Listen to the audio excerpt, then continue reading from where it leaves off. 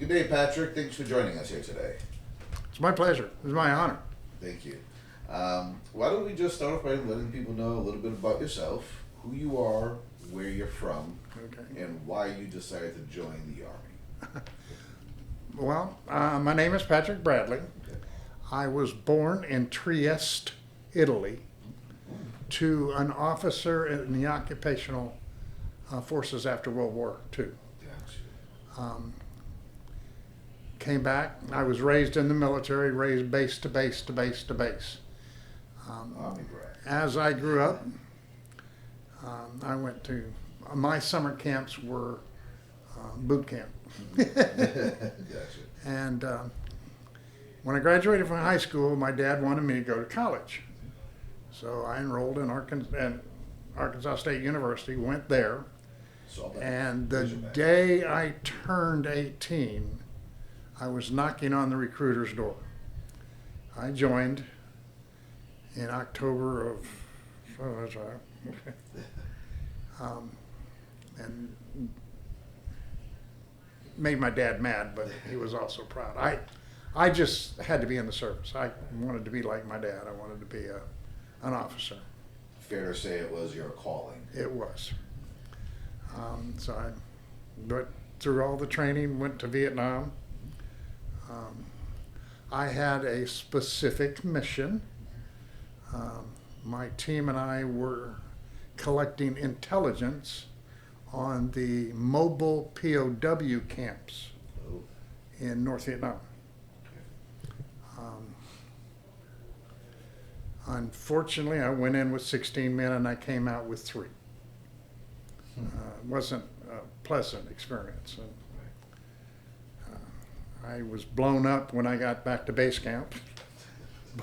A mortar hit my I was hooch. gonna ask more. Yes. And I went to Walter Reed, where I had a lot of injuries, but I had a piece of shrapnel go through my left wrist, destroying the wrist. Consequently, Purple Heart. Purple Heart Award. Gotcha. A couple of others, but I don't go into that. Yeah. One day in the hospital, my doctor, who was wanting to amputate, and I felt warmth, so I knew there was some blood flow. But one day he was looking at my arm, bending over to look at my arm, and I took him out, broke his jaw. Jeez. It caused you some pain. Well, then I got JAG visited. I was facing 5 years in Leavenworth. Of course. A doctor in Little Rock, Arkansas, who was doing some experimental work on rebuilding joints, contacted Walter Reed. They did the surgery, and obviously it was a success. And my doctor came back in, the one that wanted to amputate, to look at the results of the surgery. And he turned to say something to the nurse, and I took him out with my left hand. So I broke his other jaw. Same one? Same guy? Different, same guy, different jaw. So Didn't I was listen the first facing, time. I was facing a lot of time in Leavenworth Right. through my dad and his influence in the service, all sorts of.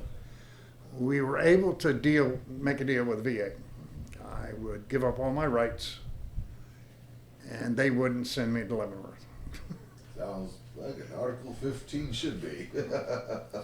So that's what we agreed to do. I had issues. I had a psychiatrist when I was in Walter Reed, that they did not want to release me from the hospital, even though I was physically healthy, because I had rage and anger issues, big ones, which is why I hit the doctor and so forth and so on. My psychiatrist happened to be a practicing falconer. He found a grant that I accepted to go into this Canadian wilderness into Saskatchewan and do basically a count of bald eagles for the Canadian and the U.S. government. There were a lot of bald eagles coming out of Canada, not many bald eagles in the southern part of the United States, and they didn't understand why. And that's when the government discovered the DDT problem. So I spent 3 years in Canada, wandering around on my own, never saw a human being. Best time of my life. It was wonderful. But without really understanding and knowing, I was being healed. Nature does a pretty good job. Sure does. Of healing. But my rage and anger was slowly abating. It wasn't going away, but it was definitely getting manageable. When I left Canada, I wanted to keep working with birds of prey, so I made it my life's mission from then. How long were you in Canada for? 3 years. Okay. So I was in my 20s when I got out. And since then, I've been working with birds of prey. One way or another, either falconry or rehabilitation, education, and that's literally what my life calling has been. It's amazing. So, 1992, I was officially diagnosed with PTSD. Oh, finally. Finally. Yeah. Not the left or the right hook. After two wives that couldn't understand all that. So, but so here I am now. I'm How long did you serve for collectively? How many years did you serve collectively? 18 months. 18 months. There you go. Let it out. Yeah, and then I got blown up. There you go.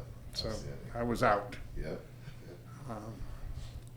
I was sad, but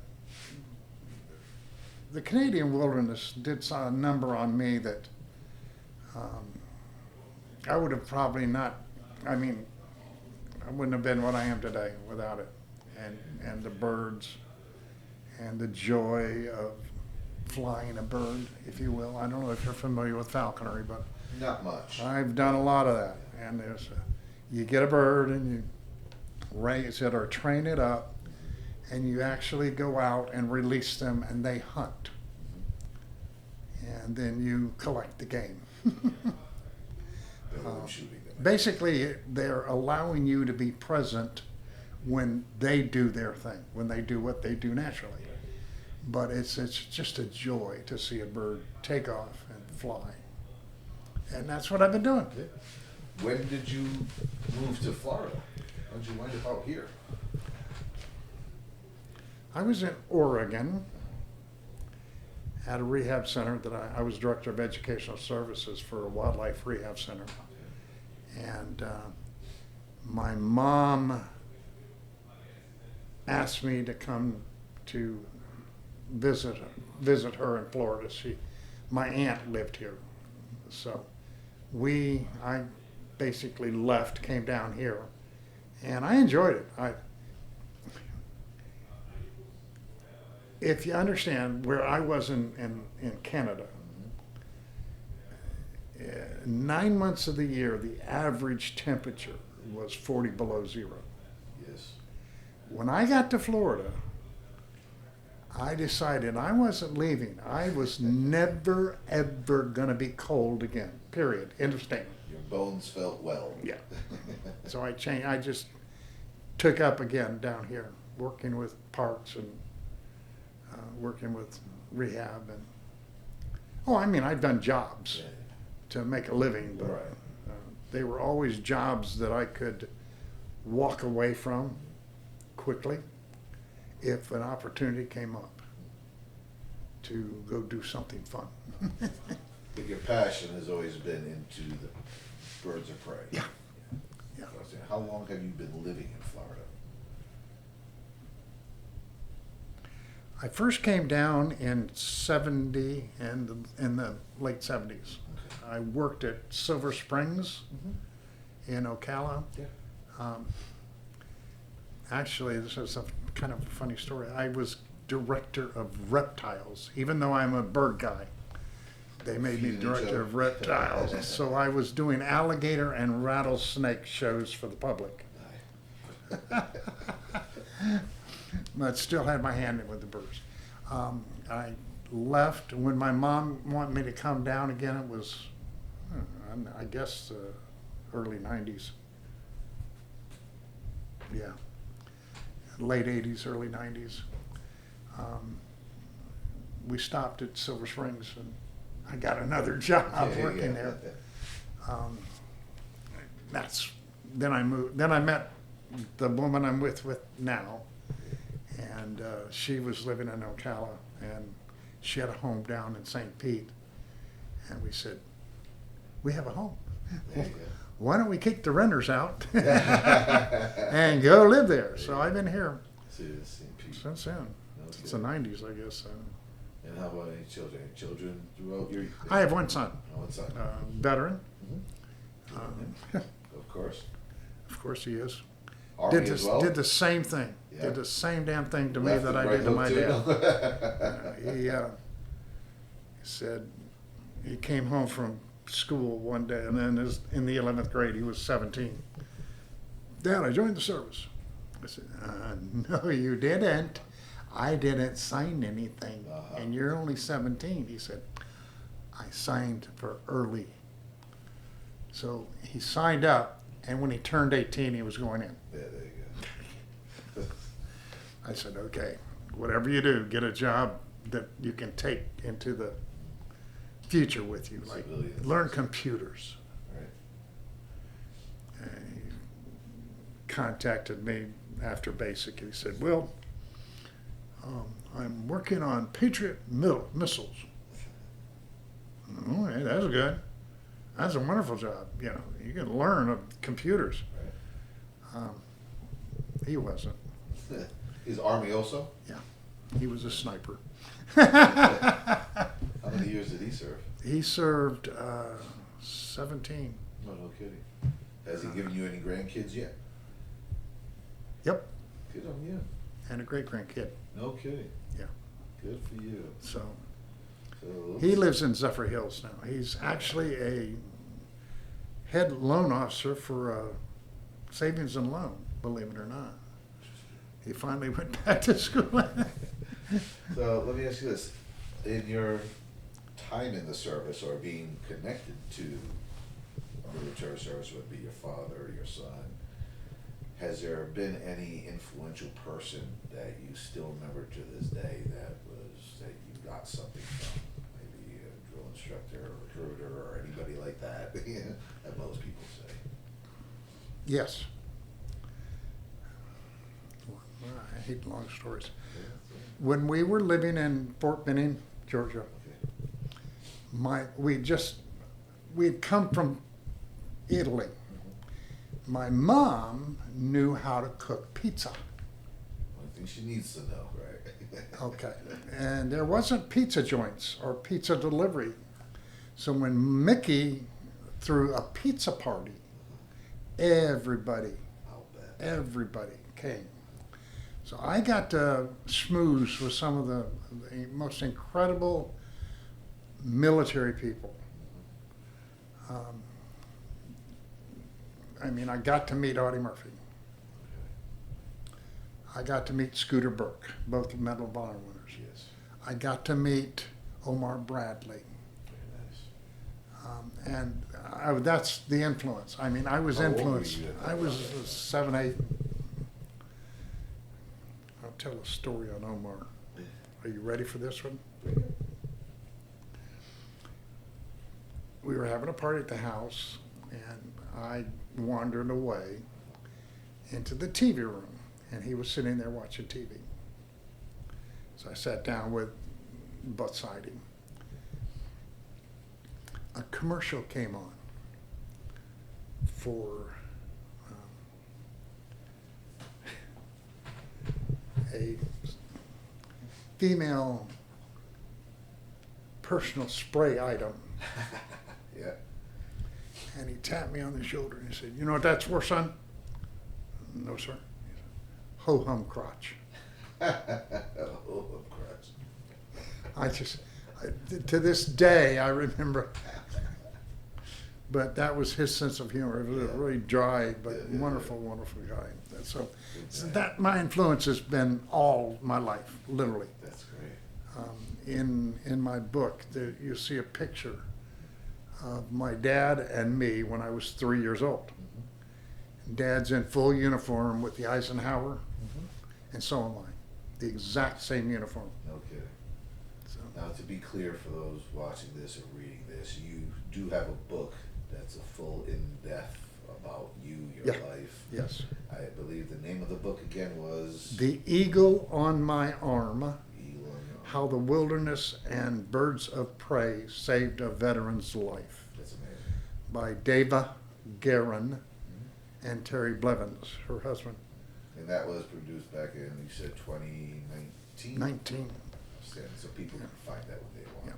I had met Dava, the author, earlier when she was writing a book called Vets and Pets. And it was a book about veterans and the service animals that basically heal them, help heal them, or help save them. And I'm chapter 7 about the birds. So there's that book. I'm chapter 7. There's my book, and this wonderful book that you're talking about, which is just, it's exciting. Yes, thank you. And so, like I said, these stories are going to be housed in the libraries. They're already there, so you'll be part of the story. Actually, you can go to googlebooks.com and actually read the book without having to buy it. Oh, there you go. Okay. Thanks for the free one. So let me ask you this. Obviously, to go full circle, you grew up a military brat. Yes. It was in your blood. It was your calling. You wanted to serve. You didn't want to serve in any branch but the Army. You had your stint in the Army. Your son seen your history. He decided to join the Army reluctantly, just like you did with your father. And you've had a lot of influential people you met in your life through the service. Now, overall, as we wind down here, is there anything from the service or the military itself that you believe is still instilled in you as a man that has brought you to where you are today? Love of country, Yes, sir. devotion to country, red, white, and blue all the way. I mean, just if you cut me, I'll bleed OD green. There you go. But it's America. I mean, that's what we're about. That's what the service is about, to protect America. That was the trick. And I would do it again in a heartbeat. Now, if you were talking to some of the younger generations who were thinking of doing what you did and your son did and what I did, what piece of advice do you think you could probably give to them to say, yes, continue, or keep your head down and don't give a left and a right hook to the military doctors? If it's in your head that you are thinking of or might want to join the Army or the military, I would encourage it. I would say do it. It's a couple of years out of your life, but it will do things. I don't even know how to explain what it'll do. You'll grow up real quick. Change you as a And man. you'll have a different attitude towards life. Very much so. Free and fun and happy before, and very focused afterwards. Extremely focused, I think, is the term, regardless of what you do. Great. It's all good info for sure. So let me ask you, as we wind down, first I want to say thank you for all your time. I mean, I know it was a challenge to get you up here, and at this time, thank you to the team at Fran Hosh to provide this opportunity to have you here as well, Aaron and Fran herself. But if you can, take the last minute, two, whatever.